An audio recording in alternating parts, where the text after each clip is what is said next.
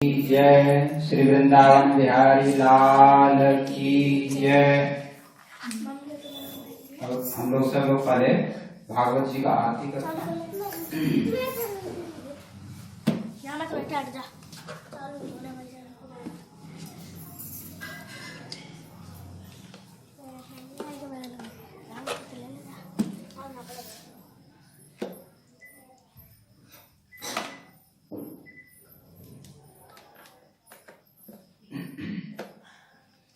आरती अति पावन पुराण की, आरती अति पावन पुराण की, धर्म भक्ति ज्ञान खान की, धर्म भक्ति ज्ञान खान की, महापुराण भागवत निर्मल, महापुराण भागवत निर्मल, सुगमुख विगलित निगम कल्प फल, सुगमुख विगलित निगम कल्प फल,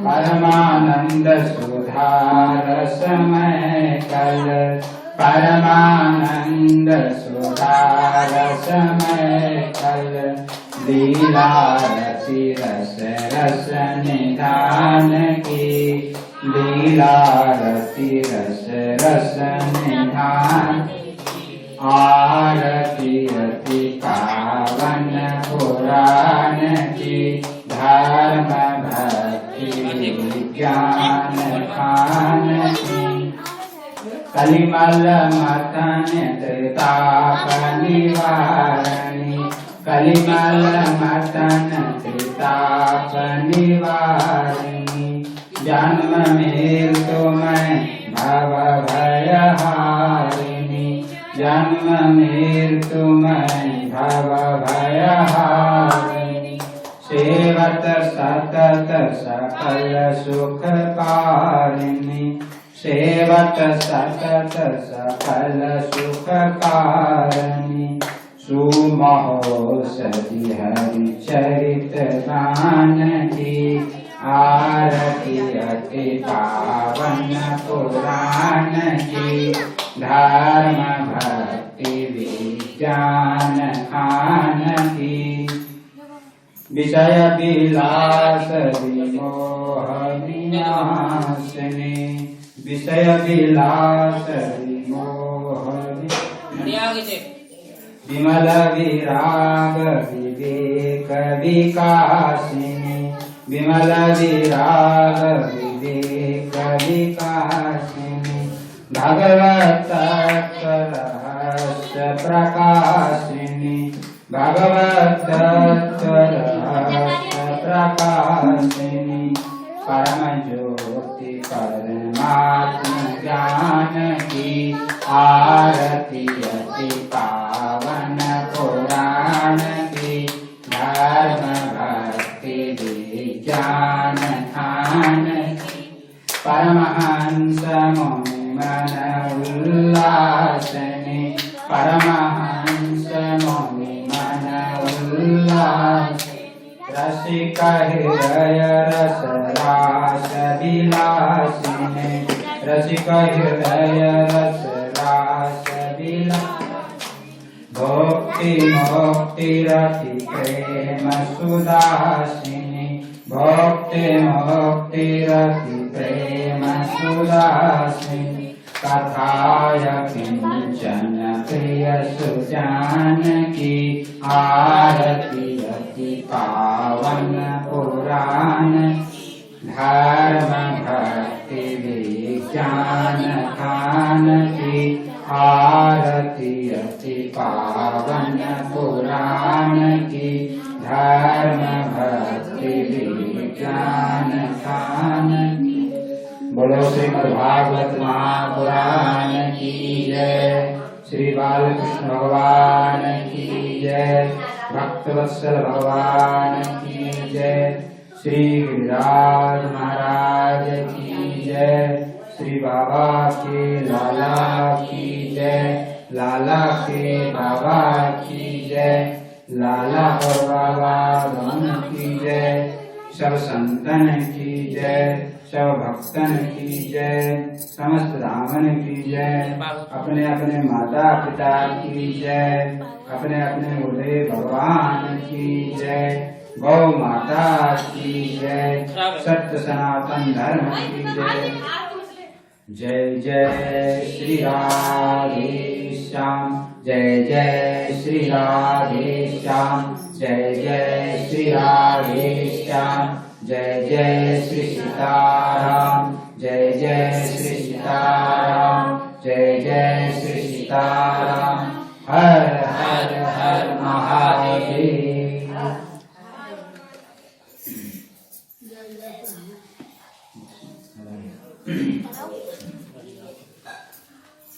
श्री गणेशाय नमः, श्री सरस्वती नमः, श्री कृष्णाय नमः, परम कृपालवे श्री सतगुरु भगवते नमो नमः। गुरु ब्रह्मा गुरु विष्णु गुरुदेवो महेश्वरः, गुरु साक्षात् परं ब्रह्म तस्मै श्री गुरवे नमः। अखण्डमण्डलाकारं व्याप्तमेन चराचरं तत्पदं दर्शितं येन तस्मै श्री गुरवे नमः। कृष्णाय वासुदेवाय देवकी नन्दनाय च नन्दगोपकुमाराय गोविन्दाय नमो नमः। बालं नवीन शतपत्र विशालनेत्रं बिम्बाधरमसजलमेघरुचिं मनोज्ञं मन्दस्मितं मधुरसुन्दरमन्दयानं श्रीनन्दनन्दनमहं मनसा नमामि। मञ्जीरनूपुरनवरत्नकाञ्ची श्रीहारकेसरि नखप्रतियन्त्रसङ्घं दृष्ट्यार्तिहारिमसि बिन्दुविराजमानं वन्दे कलिन्दतनुजातटवालकेलिकं पूर्णेन्दुसुन्दरमुखोपरि कुञ्चिताग्रा केशानवीनघननीलनिभास्फुरन्तः राजन्तयानतशिरः कुमुदस्य यस्य नन्दात्मजाय सबलाय नमो नमस्ते। वाञ्छाकल्पतरुभ्यश्च कृपासिन्धुभ्यैव च पतितानां पावनेभ्यो वैष्णवेभ्यो नमो नमः। बोलो भक्तवत्सल भगवान की जय। श्रीमद् भागवत महापुराण की जय। जय जय श्री राधे। मनवाणी को पवित्र करने के लिए हम सब लोग मिलकर ताली बजाते हुए भगवान नाम को उच्चारण। हरे राम राम राम हरे हरे, हरे कृष्ण कृष्ण कृष्ण हरे हरे, हरे राम राम राम हरे हरे, हरे कृष्ण कृष्ण कृष्ण हरे हरे, हरे राम राम राम हरे हरे, हरे कृष्ण कृष्ण कृष्ण हरे हरे, हरे राम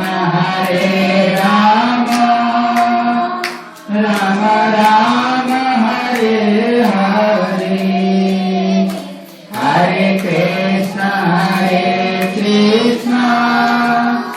कृष्ण कृष्ण हरे हरे, हरे राम राम राम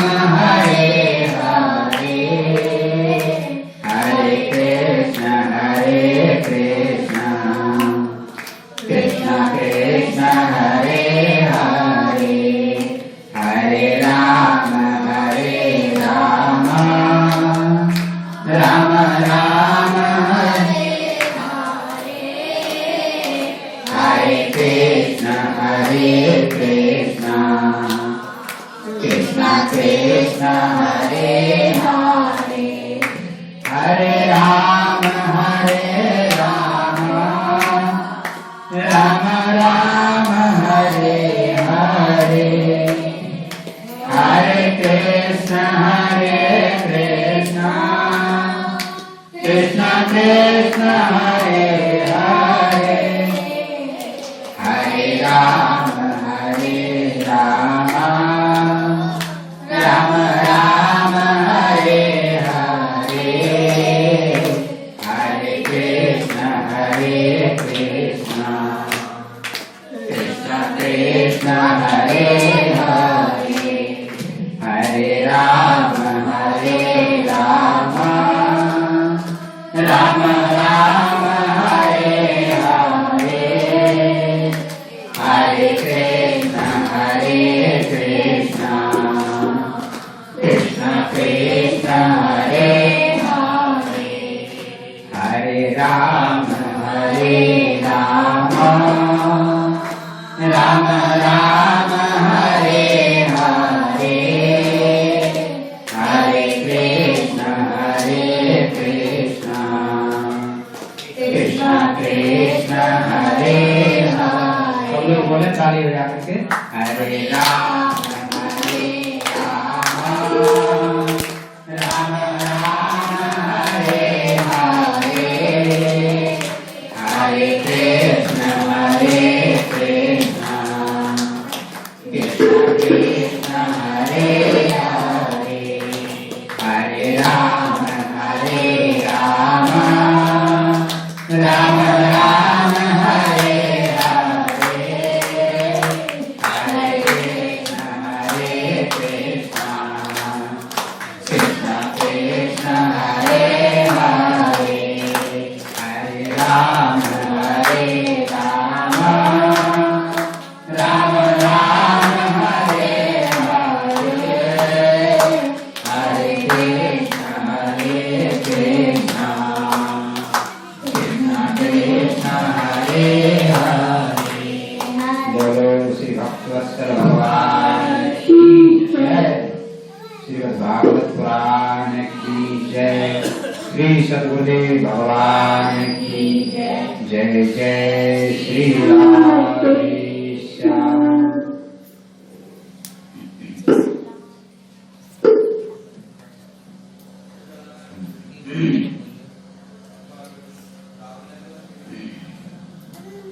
नारायणं नमस्कृत्य नरं चैव नरोत्तमं देवीं सरस्वतीं व्यासं ततो जयमुदीरये। प्रत्यक्ष एवं अप्रत्यक्ष रूप से उपस्थित सभी भगवत स्वरूप संत भक्तवृंद, भगवती स्वरूपा माताओं बहनों,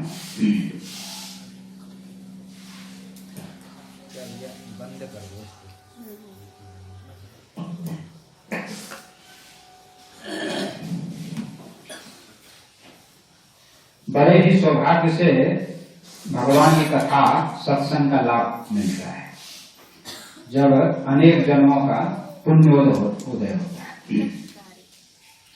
बिनु हरि कृपा मिलेंगे और सत्संगति संस्कृति कर्म।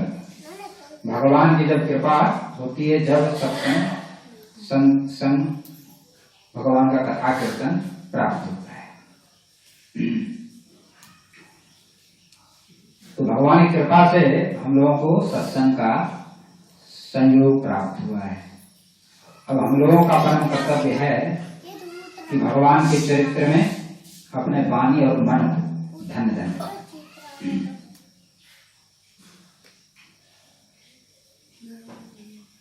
सबसे पहले तो भारत भूमि धन्य है, क्योंकि भारत भूमि में ही कर्म करने का लिखा है। और भी जितने लोग हैं वो सब भोग भूमि है। पुण्य करके जीव वहां जाते हैं और पुण्य के अनुसार भोग करके फिर अनेक योनि में जाना। इस भारत भूमि में जन्म लेना जिनका हुआ है वो धन्य है। और भारत भूमि में भी भगवान श्री कृष्ण, जो हमारे मुरलीधर श्री कृष्ण हैं, ब्रज बिहारी श्री कृष्ण, उनकी लीला भूमि ब्रजधाम में हम लोगों का वास है। तो ब्रजधाम धन्य है, और यहाँ जो वास कर रहे हैं श्री ब्रजवासी धन्य है। और ब्रजवासियों में भी जो हमारे गणेशरा गांव के हैं सब वो लोग धन्य हैं। आप लोगों के ऊपर ठाकुर जी का अत्यंत कृपा है, जिस कारण से भगवान और भागवत क्या है, भक्तों का चरित्र है। भगवान का भी चरित्र है और भक्तों का भी चरित्र है, इसलिए भागवत कहा गया है। तो भागवत कथा के आयोजन का भाव आप लोगों में जागृत हुआ, ये भी ठाकुर जी का अत्यंत कृपा है, बिना उनकी कृपा का नहीं होता है। तो आप लोगों के सभी परिवार एवं सहयोगी सब लोग हैं जो कि भागवत कथा में निमग्न हो रहे हैं। अब हम लोग ब्रज बिहारी आनंद कंद श्री कृष्णचंद्र की मधुर लीला में बांग में श्रीमद् भागवत महापुराण का रसास्वादन करेंगे।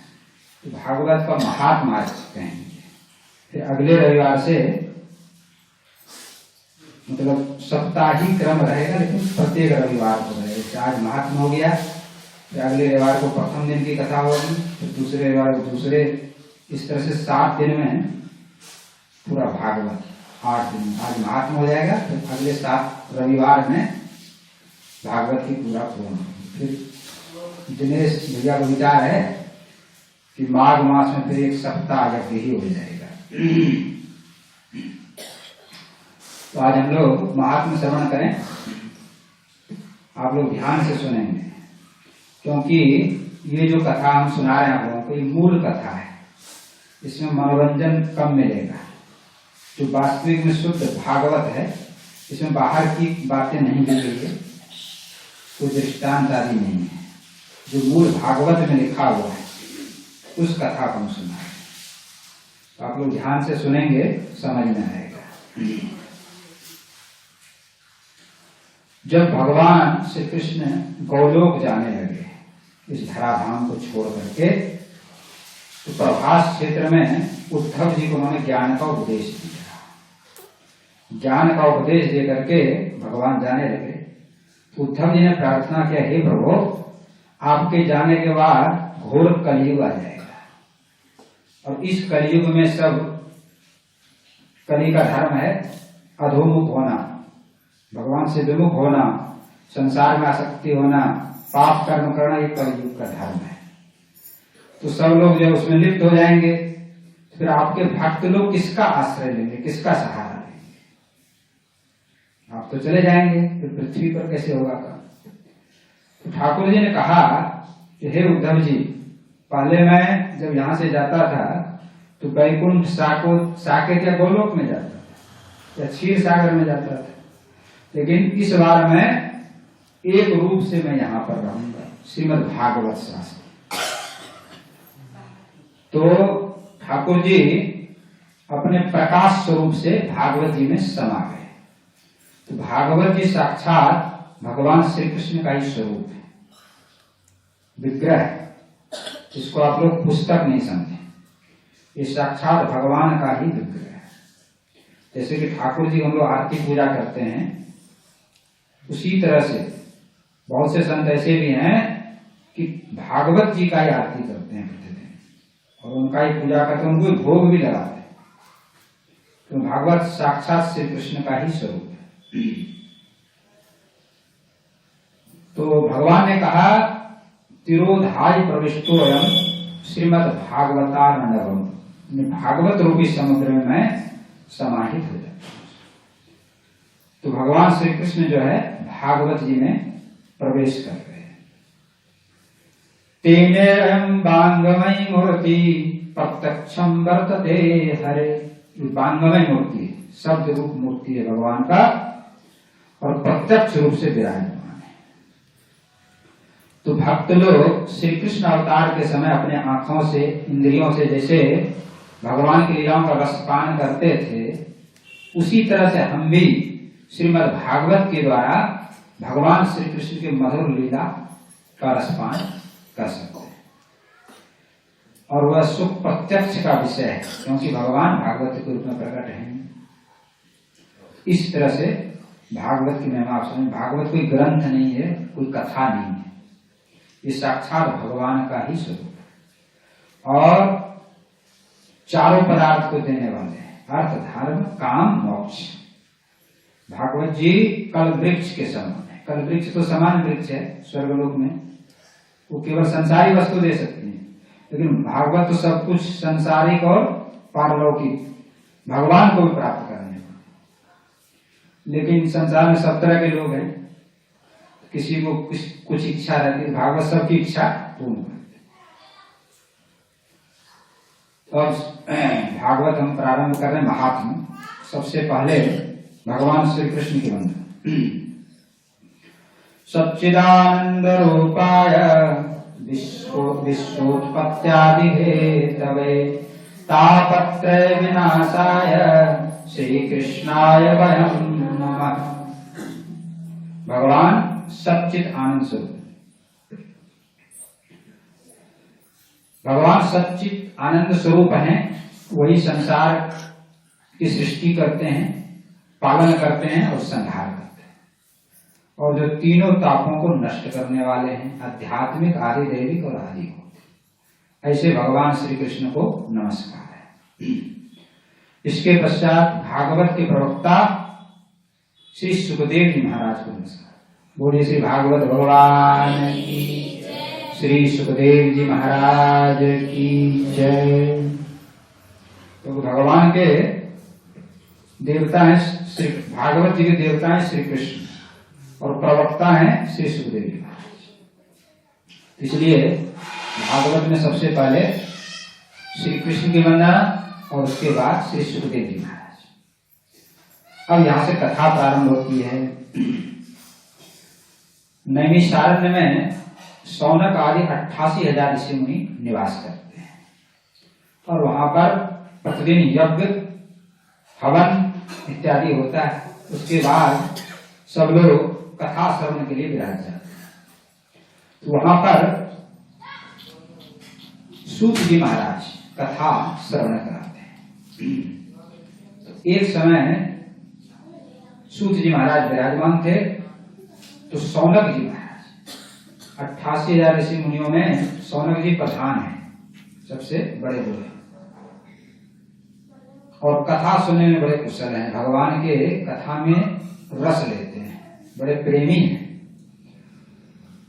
तो शौनक जी ने कहा कि हे सूत जी महाराज, आप अज्ञान रूपी अंधकार को दूर करने के लिए सूर्य के समान, जैसे सूर्य उदय होते ही अंधकार दूर हो जाता है, उसी तरह से आप हम लोगों के अज्ञान अंधकार को दूर करने वाले हैं। तो आप जो हमें ज्ञान, भक्ति और वैराग्य की प्राप्ति करने वाले सुंदर अमृत स्वरूप सार गर्भित कथा कहिए, जिससे कि विवेक की वृत्तियों के माया जाल से छुटकारा मिले। और यह बताइए कि आसुर स्वभाव के कलियुगी जीवों के दुख निवृत्ति कैसे हो। आजकल कलियुग में लोग आसुरी स्वभाव के हो गए हैं, उनकी धर्म कर्म में रुचि नहीं रह गई है। तो किस तरह से जो लोग भगवान के भजन में लगे, धर्म कर्म में लगे, और इस मनुष्य जीवन को प्राप्त करने का सबसे महान लक्ष्य है भगवान की प्राप्ति, श्री कृष्ण की प्राप्ति। तो श्री कृष्ण की प्राप्ति कैसे हो, किस साधन से हो, उस साधन को बताइए। और आगे कह रहे हैं कि चिंतामणि और कल वृक्ष तो केवल लौकिक पदार्थ ही देते हैं, लेकिन गुरुदेव यदि प्रसन्न हो जाएं तो भगवान का वैकुंठ धाम भी दे देते हैं। ऐसा सामर्थ्य गुरुदेव भगवान है। जो सच्चे सदगुरु हैं वो भगवत प्राप्ति करा देते हैं। ये प्रश्न जो है शौनक जी महाराज ने किया सूत जी से। तो सूत जी महाराज भी भगवान के बड़े प्रेमी भक्त हैं, और भगवान के जो भक्त होते हैं उनको भगवान की लीला कथा ही अच्छी लगती है। और जो संसारी जीव हैं, विषयी जीव हैं, उनको तो नाच गान वैसे चीज अच्छी लगती है। लेकिन जो भगवान के भक्त हैं उनको भगवान का कीर्तन, भगवान की कथा अच्छी लगती है।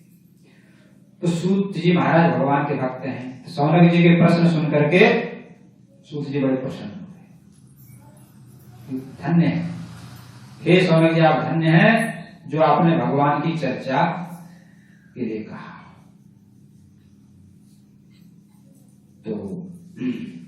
भक्ति के प्रवाह को बढ़ाने वाले और श्री कृष्ण की प्रसन्नता को प्रदान करने वाली जो कथा है भागवत कथा, उसका महात्म बताने लगे। तो सबसे पहले कह रहे हैं कि राजा परीक्षित की कथा आप लोग जानते हैं। श्रृंगी एक बार राजा परीक्षित वन में शिकार खेलने गए, तो वहां पर उनको बहुत जोर से प्यास लगी पानी। तो प्यास लगी तो उन्होंने इधर उधर देखा, लेकिन वहां कोई था नहीं।